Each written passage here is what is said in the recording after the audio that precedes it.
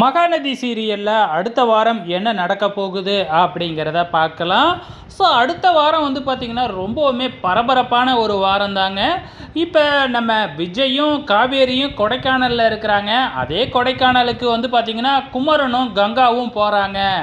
So நம்ம விஜயும் காவேரியும் கொடைக்கானலில் தான் இருக்காங்க அப்படிங்கிற விஷயம் வந்து குமரனுக்கும் கங்காவுக்கும் தெரியாது இல்லைங்களா? ஸோ கங்கா இங்கே கொடைக்கானல் போகிறதுக்கு காரணம் வந்து பார்த்திங்கன்னா அவங்க வாழ்ந்த வீட்டை எப்படி இருக்குன்னு பார்க்கறதுக்காக தான் வராங்க.